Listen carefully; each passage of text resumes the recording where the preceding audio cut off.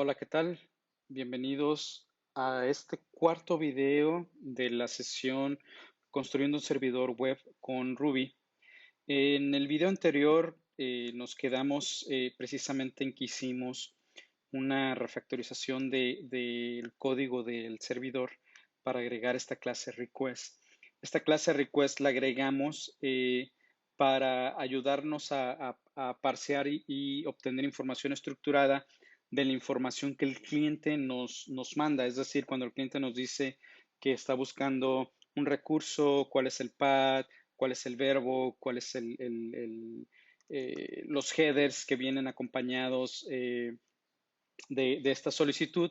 En las primeras versiones de nuestro servidor, pues lo hacíamos, extraíamos esa información de manera, ahora sí que bastante simple.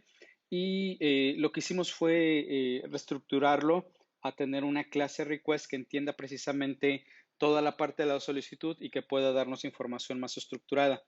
En este video lo que vamos a hacer es que vamos a hacer lo mismo, pero ahora para la parte de la respuesta. Lo que vamos a hacer ahorita, por ejemplo, nosotros aquí construimos la respuesta con cadenas de texto, los headers, hacemos la estructura de cómo tiene que ser la respuesta de HTTP y la mandamos hacia el cliente. Esto funciona bien, pero para lo que queremos lograr con nuestro servidor no es suficiente, por lo tanto vamos a hacer una refactorización para tener una clase similar. Y en este caso lo que vamos a hacer es que vamos a tener una clase que se llama response. Y esta clase response va a ser la encargada precisamente de ayudarnos a generar esa respuesta hacia el cliente. Esta clase response vamos iniciando, va a tener un método que va a ser un initializer, que es el constructor, y esta va a aceptar tres parámetros. El primero va a ser un parámetro status, el cual por default, si no le pasamos nada, va a ser 200. Va a ser un parámetro que se va a llamar headers, que de igual manera, si no le pasamos nada, va a responder con un hash vacío. Y finalmente, un parámetro response, que es lo mismo, si no pasamos nada, va a responder simplemente con una cadena de texto vacía. Después lo que hacemos es que guardamos estos valores en variables de instancia, headers, headers y response, igual a response. Tal y como lo hemos hecho con, por ejemplo, con la clase anterior, vamos a crear un attribute reader donde básicamente nos va a permitir definir métodos de manera automática, en este caso lo hace Ruby, para cada una de las variables de instancia que tenemos aquí, ¿no? Entonces la primera va a ser status, headers y response. Con con estos atributos o este attribute reader, mejor dicho, vamos a poder leer el valor de estas variables de instancia en otros lugares de nuestra clase. Ok, ya que tenemos nuestra clase y que la inicializamos, vamos a hacer algo adicional por aquí.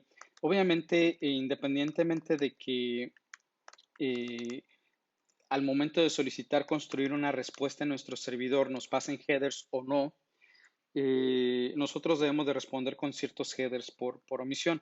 Por ejemplo, uno de ellos va a ser el de content type, que si no nos pasa nada, lo que vamos a decir es que vamos a responder simplemente en texto plano, sería plain. Y el otro header que vamos a responder es el de connection, donde vamos a decir que cada vez que nosotros respondamos algo, se cierra nuestra conexión. Y finalmente vamos a congelar estos headers por default. Entonces, estos son los headers por default y estos son los headers que nosotros recibimos al momento de solicitar construir una respuesta. Lo que vamos a hacer, vamos a mezclarlos. Entonces, vamos a escribir default headers.merge y lo que va a suceder es que de esta manera, si nos pasan algún header, se van a utilizar los headers por default, el header que nos están pasando y se van a mezclar. De esta forma ya tenemos el header y vamos a agregar aquí un header que se tiene que calcular de manera un poquito dinámica y este header se va a llamar content length.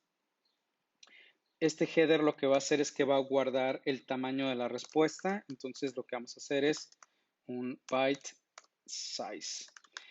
Lo que hace es que va a tomar el tamaño de la respuesta en bytes y lo va a colocar dentro del header para que el cliente lo pueda recibir y pueda calcular de manera correcta la respuesta que nosotros le estamos mandando. Ok, ya que tenemos toda esta parte, esto es lo que nos permite inicializar y definir cómo va a ser nuestra respuesta. Ocupamos un método para ahora sí generar esa respuesta. El método se va a llamar render para nosotros y este método render va a tener un arreglo que se va a llamar data. Este arreglo va a comenzar con HTTP, que define, es parte de del contenido, de la estructura de cómo debemos responder para HTTP. Vamos a pasar el status, que lo estamos leyendo con el attribute reader y simplemente pasamos un OK. Ya que tenemos esto, lo siguiente que vamos a hacer es tomar este data y le vamos a agregar los headers. La manera en cómo vamos a agregar los headers es que vamos a hacer un map en donde básicamente vamos a recorrer cada header con su valor y vamos a construir una respuesta de acuerdo a cómo HTTP lo espera. HTTP lo espera que nosotros pasemos el header .ts porque en algunos .ts porque en algunos lo tenemos como símbolos, dos puntos y después el valor. Vale, el valor de ese header y ya que lo tenemos es simplemente le decimos que único en caso de que haya cosas repetidas y esto va a agregar los headers al array. Después vamos a decir que queremos una línea vacía y finalmente vamos a empujar la respuesta response hacia este array que contiene todos los datos que vamos a responder desde nuestro servidor. Finalmente lo que hacemos es un join y cada una de estas líneas van a estar unidas por un salto de línea de esta manera. Esto, el headers map y la manera en cómo, de hecho aquí tengo un typo, la manera en cómo estamos construyendo el nombre del header y el valor no es otra cosa más que lo mismo que estamos haciendo aquí.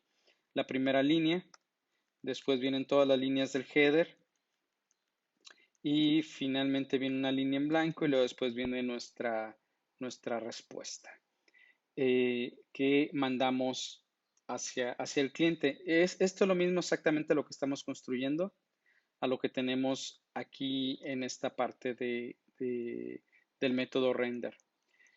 A final de cuentas vamos a tener un texto, una cadena de texto. Okay. Ya que tenemos esta información, lo que vamos a hacer aquí es decirle data. Vamos a quitar esto. Este es el dato que nosotros queremos mandar como respuesta. Y lo que vamos a hacer es vamos a crear una nueva instancia de esa clase response. Decimos new. No vamos a mandar status ni headers. Simplemente le vamos a decir response es igual al valor que tenemos aquí en data. Y en el print lo que vamos a hacer es decirle response insert.render. Quitamos este espacio vacío y de esta manera ya estamos utilizando nuestra nueva clase. Vamos a detener el servidor, inicializarlo de nuevo. Vamos a hacer una llamada y vemos que nuestro servidor sigue funcionando de manera correcta. ¿Esto qué quiere decir? Que el refactor que acabamos de hacer fue exitoso y podemos generar una respuesta, en este caso válida de HTTP. Por ejemplo, si yo quisiera pasar aquí un header, yo lo que haría sería headers y puedo pasar, por ejemplo, el header de server, dos puntos y le ponemos Ruby server. De esta manera, entonces con esto lo que estamos haciendo es estamos afectando la respuesta. Voy a detener mi servidor, voy a volver a llamar y vemos aquí que aparece el Ruby Server, que es el nuevo header que estamos mandando. Entonces, anteriormente, si hubiésemos querido mandar otro header, hubiéramos tenido que modificar nuestra cadena de texto para poner la información adicional. Aquí creo que ya tiene un poquito más de estructura y es mucho más sencillo de leer y ver exactamente qué es lo que está pasando, ¿no? Que queremos construir una respuesta y esa respuesta tiene algunos headers específicos que vamos a mandar independientemente de los headers default de nuestra respuesta y simplemente mandamos los datos que componen nuestra respuesta y hacemos un render y ese render lo mandamos a través de nuestro socket o nuestra sesión y finalmente cerramos nuestra sesión.